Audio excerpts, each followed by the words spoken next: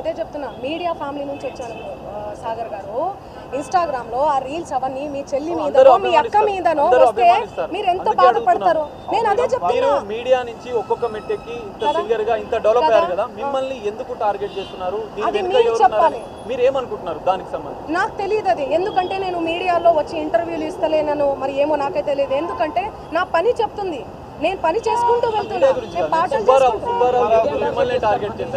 ఆయన అదే చెప్తున్నాను కదండి బిగ్ బాస్ కోసం ఫేమస్ కోసం అని చెప్తున్నాం కదా ఆయన కేవలం ఫేమస్ అవ్వాలి ఫేమస్ అయ్యే దానికోసమే ఇదంతా చేస్తున్నాడు ఆయన మాటలు మీరు చూడండి నెక్స్ట్ ఇయర్ బిగ్ బాస్ వస్తే నేను వెళ్తాను శ్రీముఖి అంటే నాకు క్రష్ నాతో మాట్లాడేటప్పుడు కూడా మీతో ఫ్రెండ్షిప్ చేసుకుందామంటే మీరేంది అరగంటగా మాట్లాడుతున్నారంటే అవును కేసు పెడతాము అంటే అరగంటగా మాట్లాడకుండా ఎందుకు మాట్లాడతారండి నేను తప్పు చేయను దాన్ని తప్పు చేయను ఎవరైనా మాట్లాడుకోవచ్చు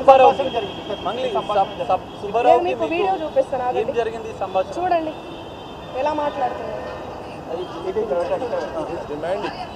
ఎట్లా డిమాండ్ చేస్తున్నారు చూడండి ఇంతే సౌండ్ అండి చూడండి నువ్వేమన్నా ఆకాశం నుంచి ఊడిపడ్డావా నడుమంత్రపు సిరి ఇదంతా ఇంత వల్గర్ లాంగ్వేజా ఎలా వస్తానండి నేను అదే చెప్తున్నా పనులు ఉన్నాయండి నాకు ప్రోగ్రామ్స్ ఉన్నాయి కర్ణాటకకు పోయినాను నిన్ననే నేను శ్రీదత్త యూనివర్సిటీలో కాలేజ్లో ప్రోగ్రామ్ కూడా చేశాను మీరు చూడండి నా అప్డేట్స్ దయచేసి చూడండి ఇన్స్టాలో నేను పోస్ట్ కూడా పెట్టడం జరిగింది దీనికి నాకు ఏ సంబంధం లేదు బాధితులకు దయచేసి పోలీస్ శాఖ వారు న్యాయం చేయండి నేను బాధితులకు అండగా ఉంటారా డెఫినెట్లీ ఖచ్చితంగా ఉంటా నేను బాధితుల తరపున ఎట్లా ఫైట్ చేయబోతున్నాము లీగల్ గా వెళ్తున్నామండి మేమంతా మా లాయర్ గారు మాట్లాడతారు నేను ఇప్పటి వరకు మాట్లాడాను కదా మాట్లాడండి లాయర్ గారు చెప్పండి మీరు ఏమని కంప్లైంట్ ఏమని ఇచ్చారు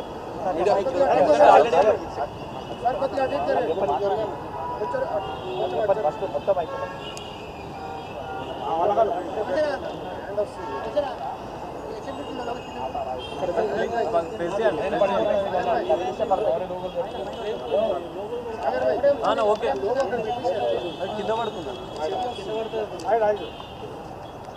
మీడియా మిత్రులకు నమస్కారం. ఈరోజు మీ ముందు చెప్పడం ఏంటంటే మన సింగర్ మంగ్లీ గారికి రెగ్యులర్గా ఇన్స్టాగ్రామ్లో యూట్యూబ్ ఛానల్లో మీడియాలో స్క్రోల్ చేయడం జరుగుతుంది. ఆమెని స్క్రోల్ చేయడం ఎందుకు చేస్తున్నారు అనేది ప్రశ్నలు వేస్తుంది. అయితే ఆల్రెడీ 2025లో ఈ బాధితులకు సంబంధించి ఎఫ్ఐఆర్లు జరిగినాయి. ఆ జరిగిన విషయము ఆల్రెడీ పోలీస్ ఇన్వెస్టిగేషన్ జరుగుతుంది. పోలీస్ ఇన్వెస్టిగేషన్ చేస్తున్నప్పుడు పోలీసు వారు ఎవరు తప్పు చేశారో వాళ్ళని డెఫినెట్లీ పోలీసు వారు ఇన్వెస్టిగేషన్లో పట్టుకుంటారు. ఇక్కడ మంగ్లీ గారి ఇన్వాల్వ్మెంట్ లేదు కాబట్టే పోలీసు వారు పట్టుకోవడం లేదు. ఎందుకు ఈ సుబ్బు గారు కావాలని మీడియా ముందు వచ్చి ఆయన ఏమైనా ఆఫీసరా? ఆయనను ఎవరైనా ఇన్వెస్టిగేషన్ చేయమని అన్నారా? ఇన్వెస్టిగేషన్ ఆఫీసర్ ఉన్నారు కదా, ఇన్వెస్టిగేషన్ ఆయన చేసుకుంటారు, సిఐడి చేసుకుంటుంది, ఎవరైనా ఎకనామిక్ అఫెన్స్ ఉంటే వాళ్ళు చేసుకుంటారు, వాళ్ళకు హక్కు ఉంది. ఈయన ఎందుకు మీడియాలో వచ్చి ఈమె గురించి ఎంత డిఫెమ్ చేయడము? ఆమె ఏదో కష్టపడి 14 సంవత్సరాల నుంచి కష్టపడి ఒక పేద కుటుంబం నుంచి వచ్చి ఈరోజు ప్రజల ముందు ఆమె ఆశీర్వాదంతో నడుస్తుంది. ఆమెను ఎందుకు డిఫేమ్ చేయాలి?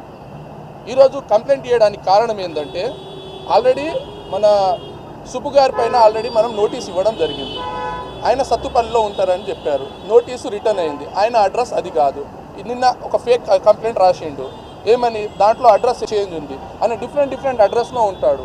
ఆయన ఇలా నోటీస్ ఇవ్వాలి, రిటర్న్ వచ్చింది. అదేవిధంగా ఆయన పర్సనల్ నోటీస్ ఇవ్వడం జరిగింది, వాట్సాప్లో ఇవ్వడం జరిగింది, ఆయన పైన డిఫమేషన్ కేసు వేయడం జరిగింది. మీడియా మిత్రులకు చెప్పేది ఏంటంటే మేడం మీడియా ముందు రాకపోవడము ఆమె బిజీ షెడ్యూల్ వల్ల రాలేదు. ఆల్రెడీ ఆమె ఆల్రెడీ ఆయన పైన కేసులు వేస్తూనే వస్తుంది. బిఫోర్ ద మీడియా తను రాలేదు, అదే విషయం జరుగుతుంది. ఆల్రెడీ మీరు చూడొచ్చు, ఓఎస్ నెంబర్ చూడొచ్చు. అదేవిధంగా ఈరోజు కంప్లైంట్ చేయడానికి కారణం మొన్న 22/3/2026 రోజు సడన్గా ఆయన పూజారి నాగేశ్వరరావు ఒక అడ్వకేట్ గారి ఆఫీస్లో తను ఉంటే మేడం గారు అక్కడ ఉన్నారు. ఆ విషయంలో ఈ కంప్లైంట్ ఆయన 10 లక్షలు డిమాండ్ చేశారంట యూట్యూబ్లో నుంచి, అదేవిధంగా ఈ ఇన్స్టాగ్రామ్లో నుంచి. తన ఏదైతే వీడియోని అన్నీ తీసేస్తానమ్మా, నేను ఈ రోజు నుంచి నేను రాను అని అంటే తను ఇవ్వనని చెప్పింది, ఇగ్నోర్ చేసింది. రాగానే ఫేక్ కేసు వేశారు. అరే ఆమె కేసేది ఉంటే అదే రోజు వస్తుండే, కంప్లైంట్ వేస్తుండే. ఎందుకు వేయలేదు? ఆమె బిజీ షెడ్యూల్లో ఉండడం వల్ల వేయలేదు. ఆమె దగ్గర వీడియో ఉంది. ఆయన వచ్చి ఆ మీటింగ్లో ఆయన మేడంతో మీటింగ్ కూర్చోవడం అవసరం ఏముంది చెప్పండి? అంటే ఆయన ఏదో ఎక్స్పెక్టేషన్లో ఉన్నాడు కాబట్టి మేడంతో మీటింగ్ కూర్చుంటున్నాడు. ఆయన అవసరం ఏముంది? ఆయన బాధితులకు న్యాయం చేయాలి కాబట్టి పోలీస్ స్టేషన్ తిరిగి రాదు. నువ్వు డైరెక్ట్ మీడియా ముందు వచ్చి ఎందుకు న్యూసెన్స్ చేస్తున్నావు? మేడంతో డిఫేమ్ ఎందుకు చేస్తున్నావు? దయచేసి మీడియా మిత్రులకు చెప్పేది ఏంటంటే ఆయన డిఫేమ్ చేస్తున్నాడు. ఒక మేడం గారు ఎదుగుతున్న జీవితాన్ని తను ఆపడానికి ప్రయత్నం చేస్తున్నాడు. ఆయన ఏదో బిగ్ బాస్ వెళ్దామని ఒక మీడియాలో చెప్పిండు ఆల్రెడీ. కాబట్టి అలాంటి వ్యక్తులకు కొంచెము మూమెంట్ ఇవ్వకండి అని కోరుతున్నాం. మళ్ళీ మీరు బాధపడద్దు, మీడియా కూడా 100% మీకు సపోర్ట్ చేస్తుంది. అదే ఈ విషయంలో మీరు కొంత క్లారిటీ ఇవ్వాలన్న ఉద్దేశం. సో మీ అభిమానులకు అందరికీ పోలీస్ డిపార్ట్మెంట్కు మీరు రిక్వెస్ట్ చేస్తే నేను మీడియా మిత్రులకు నేను ఒకటే కోరుకుంటున్నా, దయచేసి ముందు వెనక వెరిఫికేషన్ చేసుకొని పోలీస్ వాళ్ళని కూడా అడిగి, దయచేసి నేను సోషల్ మీడియా నుంచి వచ్చా. నేను సోషల్ మీడియానే నాకు శాపంగా మారుతుందని నేను ఏ రోజు కూడా అనుకోలేదు. నేను ఒక ఆడపిల్లని, దయచేసి చెప్తున్నా, ఇందులో నా ఇన్వాల్వ్మెంట్ ఉంటే మళ్ళీ చెప్తున్నా, మీరు ఏం చేసినా నేను పడ్డానికి సిద్ధం. నేను ఎక్కడికైనా వస్తాను. కానీ అనవసరంగా నన్ను దయచేసి బ్లేమ్ చేయకండి ముందు వెనక తెలుసుకోకుండా.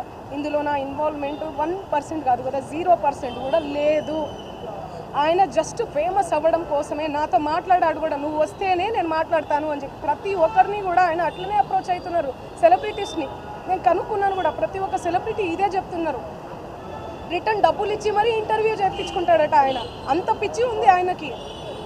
ఆయన ముందు వీడియోలు వినండి. అండ్ ఈ కేసు సిఐడిలో ఆల్రెడీ నడుస్తుంది, 1 year నుంచి నడుస్తుంది. 3 years నుంచి వాళ్ళు ఈ దందా నడిపిస్తున్నారంట. వాళ్ళందరూ కూడా బాలాజీ నాయక్, మధు నాయక్, ఇంకెవరెవరో, హేమకాంత్ రెడ్డి, ఇంకోరు ఎవరెవరో ఉన్నారు. వాళ్ళంతా గొలుసు కట్టులా ఉన్నారు వాళ్ళు. నాకు అసలు తెలీదు. అన్యం పుణ్యం ఎరగని మమ్మల్ని, నన్ను, నా ఫ్యామిలీని దయచేసి రోడ్డుకి మీడియా మిత్రులారా మేము మళ్ళీ చెప్తున్నాం, న్యాయం ఎవరి వైపు ఉంటే వాళ్ళ వైపు ఉండండి. దయచేసి మీడియా అంటేనే నాకు చాలా గౌరవం. నిఖార్సైన మీడియా. దయచేసి చెప్తున్నా, మళ్ళీ చెప్తున్నా, వాస్తవాలు చెప్పండి. అవాస్తవాలు వద్దు. సడన్గా ఇట్లా ఏం తెలియకుండా ఎవరో వచ్చి నా మీద ఎలిగేషన్స్ వేస్తే దయచేసి మీరు పెట్టుకోకండి. ఎందుకంటే నేను ఒక ఆడబిడ్డని, గిరిజన ఆడబిడ్డని. ఎవరెవరో పడనోళ్ళు మా ప్రోగ్రామ్కి రాలేదు, అంత పలుప, అంత ఓవర్ యాక్షన్, ఏమేమో ఉంటాయి. వాళ్ళు వచ్చి పడదు అని చెప్పి ఏదేదో మాట్లాడుతుంటారు. మీరు అట్లా పెట్టుకోవడం చాలా తప్పు. దయచేసి మీడియా మిత్రులు, నా ఫ్యామిలీ లాంటి వాళ్ళు, నా ఫ్యామిలీ మీడియా అంటేనే నా ఫ్యామిలీ. నేను కూడా ఒక జర్నలిస్ట్గానే వచ్చాను. కానీ ఎవరిని ఏ మాట అనకుండా నా కష్టాన్ని నేను నమ్ముకొని, నా పాటను నేను నమ్ముకొని ముందుకెళ్తున్నాను. నా మీద పార్టీ ముద్రలు వేసినా కూడా నేను వద్దు ఈ పార్టీ అని చెప్పి అప్పుడెప్పుడో ముందుసారి సిచ్యువేషన్ని బట్టి వెళ్ళి పాటలు పాడిన. పార్టీ ముద్రలు వేస్తే 2023, 2024 ఎలక్షన్ మూమెంట్లో అసలు నేను ఎక్కడ కూడా కనిపించలేదు. ఎవరికి పాటలు కూడా పాడలేదు. అవునా కాదా? మీరు సెర్చ్ చేయండి. మళ్ళీ చెప్తున్నా, నాకు వద్దు. నా పాట ముఖ్యం. నాకు వద్దు ఈ పార్టీలు, పార్టీ జెండాలు, ఈ సుబ్బు లాంటి ఫేక్ ఎలిగేషన్స్ వద్దు నాకు. ఇవన్నీ నేను ఎందుకు ఇన్వాల్వ్